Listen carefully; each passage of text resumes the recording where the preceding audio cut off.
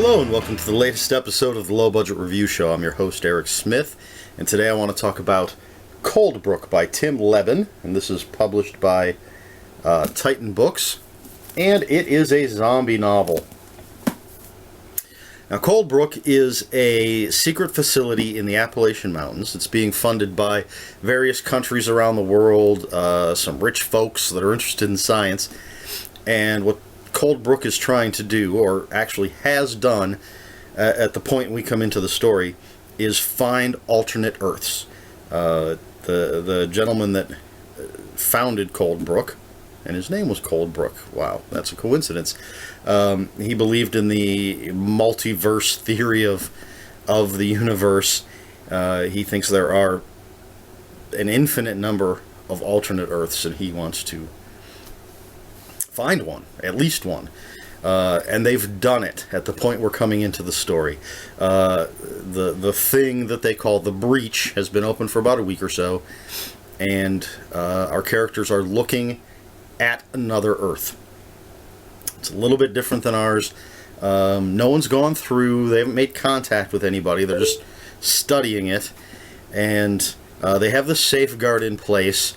If anything tries to come through, it gets zapped with enough electricity to take down 20 elephants.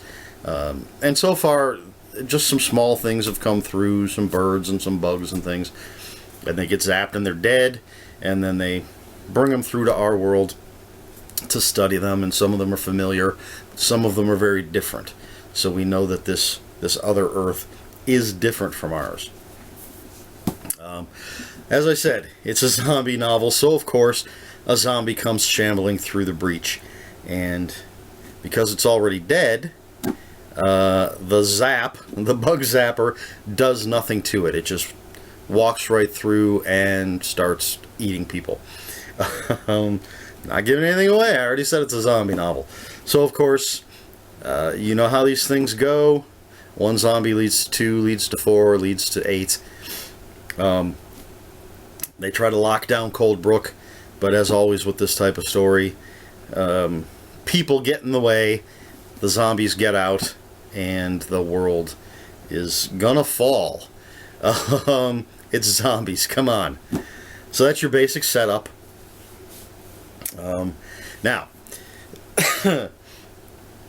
there has been a glut of zombie stories of late.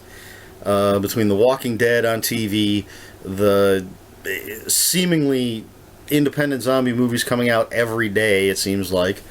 Although I know movies come out on Tuesdays. Either way. So every week, let's say, there seems to be a new zombie movie. Zombie novels and stories just coming out constantly. And it's a lot to take, and I personally go into zombie overload. So I try to spread my zombie exposure, try to spread it out. I do watch The Walking Dead as it airs, but that's only, a few months a year basically, and they split that up into 2 halves. But when it comes to zombie novels, typically it either has to be a fantastic author like Tim Lebbon, or it really has to sound like a great story before I'll pick it up and read it. And I only read 2 or 3 a year, I think, just because, it can get to be too much. Now, so this came out last year. Tim Lebbon has a brand new book that just came out about a month ago called The Silence. I haven't had a chance to pick that up yet, so it seemed like the perfect time to read this and give it a review, hit my zombie quota for the year. So that's why I'm doing this right now, even though the book came out a year ago. And this is a fantastic novel. I'm not even going to say zombie novel, because it's just a fantastic novel. Happens to be about zombies.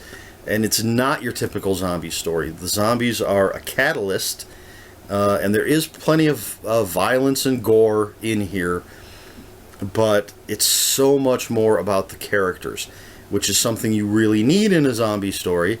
There's nothing wrong with the occasional just mass mayhem of a zombie story, but really it's a character I say this in so many of my reviews, character is so important, and Tim Lebbon gives us some fantastic characters in this. And there's lots of twists that really, really elevate this above the typical zombie story. His writing is crisp and clean and fast-paced, and he gives us well-rounded characters.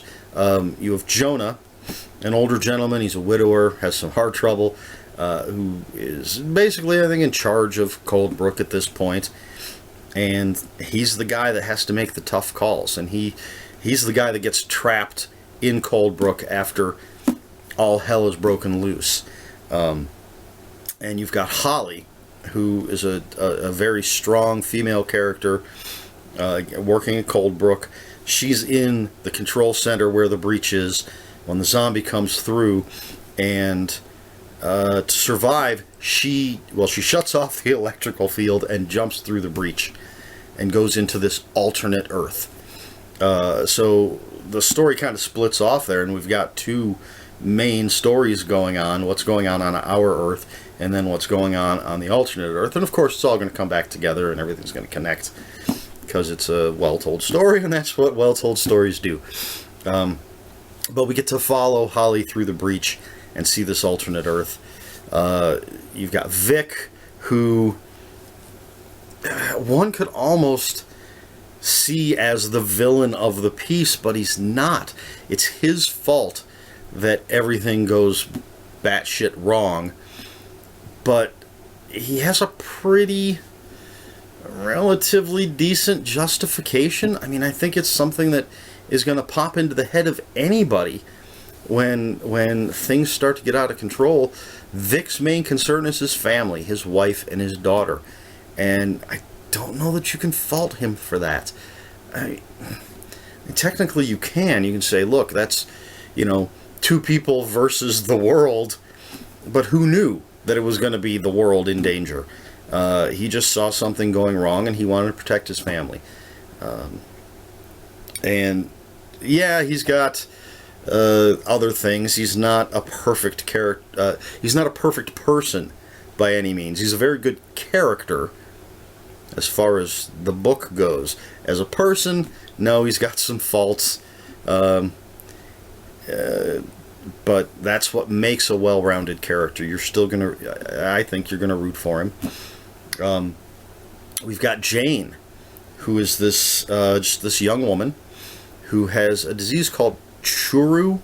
I assume that's how it's pronounced. It's Churu. Churu. I don't know. And she seems to be immune to zombieism, so she may be the key to saving the world. And her boyfriend Tommy is quite possibly the sweetest, most loving character I have ever read. What this guy does is just amazing, and he does it out of true love. He really loves Jane and what he does. He would think that I'm exaggerating, that I'm really going nuts, because he just does it because it needs to be done and because he loves Jane. He doesn't see it as this amazing thing, but he's such a great character. Sean is this guy that comes in later in the book. He saves Jane's life at one point and basically becomes her protector. Really, again, a nice character. Mark, the guy that may be able to find a cure, and his boyfriend Gary. Very nice characters. In the alternate Earth, we meet people there. The interesting thing to me is that Lebbon doesn't go with the easy way of just giving us alternate versions of the characters we've already met. They're all new characters. Their leader, ostensibly the leader in the alternate world, is a guy named Drake, and you could say he is that world's Jonah, but only in sort of the positions that they hold. He's not just an alternate version of Jonah by any means. He's his own person.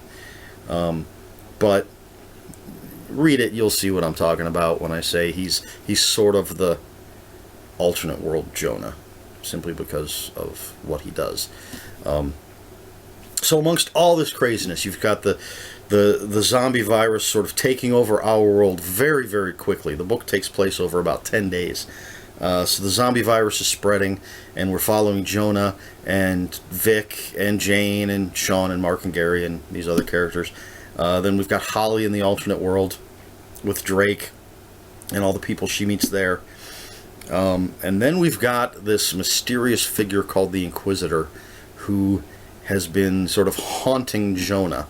And I'm not going to go too much into what the Inquisitor is, because I'm not even sure I could explain it clearly.